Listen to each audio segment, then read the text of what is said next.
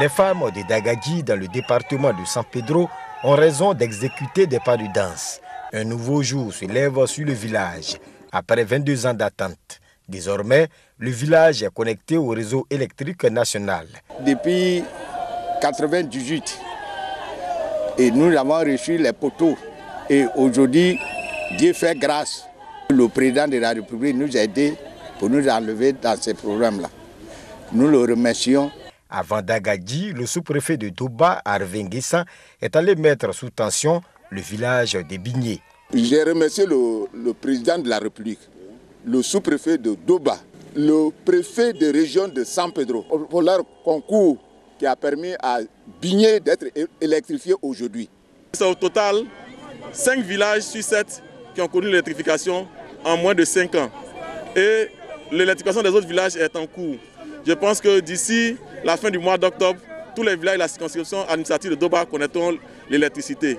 Le programme d'électrification des villages de plus de 500 âmes connaît depuis quelque temps un coup d'accélérateur. Plusieurs villages de la région de San Pedro sont déjà électrifiés ou en cours d'électrification.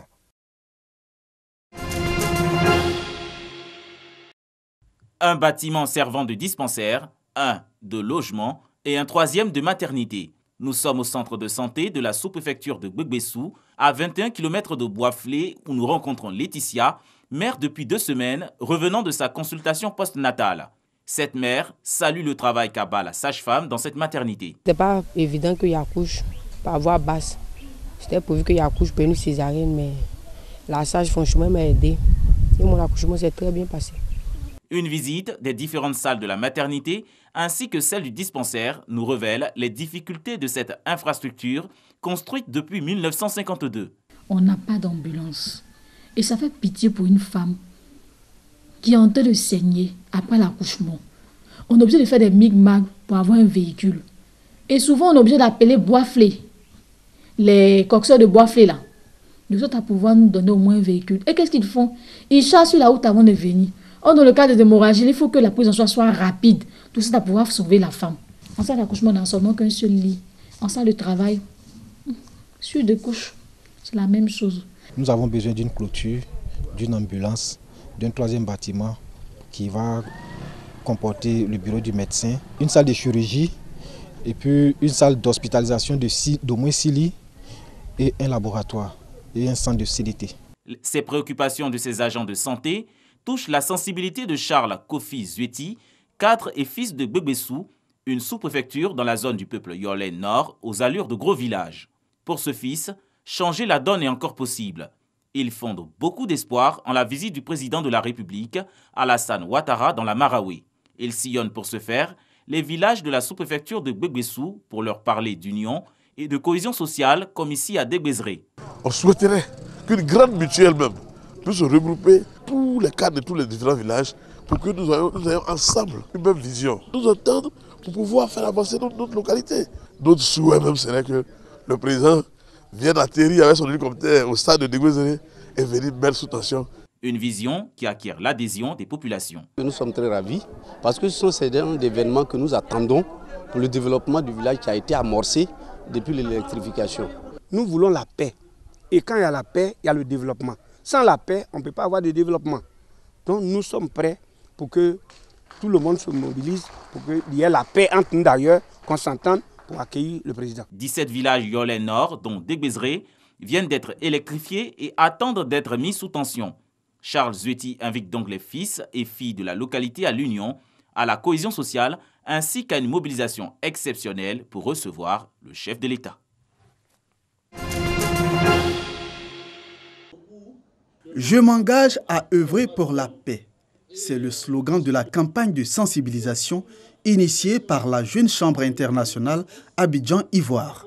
Au cours de cette session de formation à la paix, le Club Service incite les jeunes des partis politiques à devenir des acteurs de paix. Nous venons pour sensibiliser cette jeunesse ivoirienne-là à pouvoir eux aussi, à leur niveau, transmettre le message de paix au sein de leurs différents partis politiques. Parce que nous voulons que les élections 2020 se passent dans de bons thèmes. Nous ne voulons plus voir ce qui s'est passé autrefois. Placé sous le signe de Peace is Possible, entendez la paix est possible, ce séminaire vient soutenir l'action des jeunes qui désirent tous vivre dans la cohésion et la paix. Nous, en tant que leaders, nous allons véhiculer ce message-là auprès de nos jeunes, leur faire comprendre que ici aujourd'hui, il est bien. C'est vrai, la jeunesse c'est la fougue, mais la jeunesse ne doit pas vraiment se laisser manipuler. Aujourd'hui, à cette conférence, j'ai retenu que les élections sont des faits divers, si je peux le dire. C'est juste un jeu. Il ne faudrait pas se battre. Il faut respecter le choix de chacun. Après la commune de Cocody, les membres de la JCI Abidjan-Ivoire se sont rendus dans la commune d'Adjamé pour poursuivre la sensibilisation. Du 11 au 13 septembre dernier, à la faveur de la conférence internationale sur le leadership, s'est tenu un panel organisé par l'IMAP, Association internationale des médias pour la paix. Une rencontre qui a permis à des hommes de médias de plancher sur leurs responsabilités dans la gestion de la crise sanitaire du coronavirus. Perspective des médias, évaluation du rôle des médias d'information dans la crise de la COVID-19 et au-delà. Tel était le thème de ce rendez-vous virtuel. Et en tant que journaliste, il est essentiel de rechercher ce qui est le plus essentiel pour rapporter les nouvelles avec exactitude et pertinence. Depuis le 11 mars, date d'apparition de la pandémie en Côte d'Ivoire, et le premier cas a été enregistré.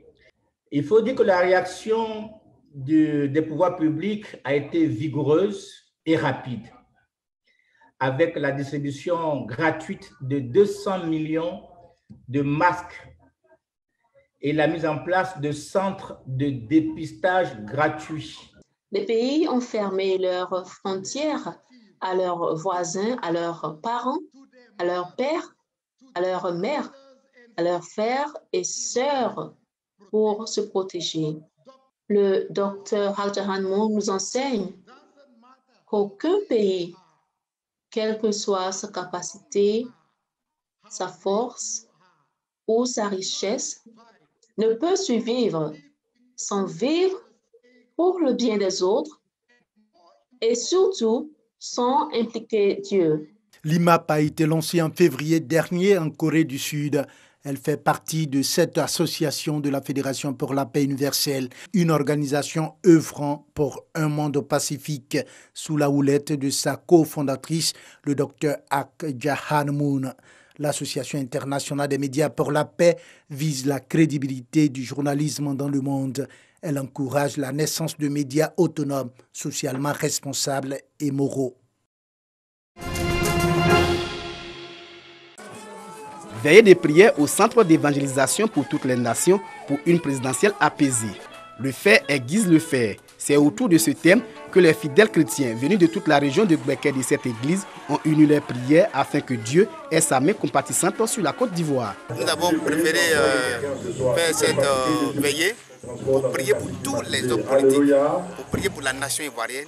Dans leur prêche, le patriarche Germain Ouedraogo, venu du Gabon, et le prophète Drabo Enoch ont invité les corégionnaires à multiplier les prières et adorations pour une Côte d'Ivoire en paix et stable. Les guides religieux, tout en priant pour leurs dirigeants, ont appelé les hommes de Dieu à s'éloigner de la chapelle politique. Pour nous, prier ce soir, c'est de maintenir la paix, d'abord dans le cœur des citoyens. J'ai organisé ce programme pour prier pour la paix, pour la Côte d'Ivoire, pour l'élection, pour tout ce qui va se passer. Que Dieu lui-même, qu'il aime la Côte d'Ivoire, qu'il aime la nation ivoirienne, qui intervient, qui parle au cœur. Chants et adoration étaient également au menu de cette veillée de prières pour la Côte d'Ivoire. Le centre d'évangélisation pour toutes les nations compte multiplier ses veillées à travers le pays avant la présidentielle d'octobre 2020. Des prières pour apaiser le cœur des Ivoiriens, avant, pendant et après les élections.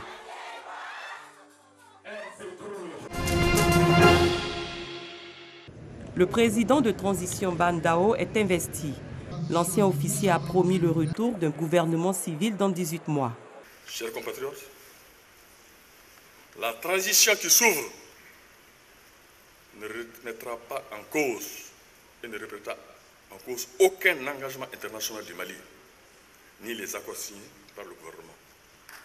Les pays ouest-africains ont cependant décidé de maintenir leurs sanctions jusqu'à la nomination d'un premier ministre civil.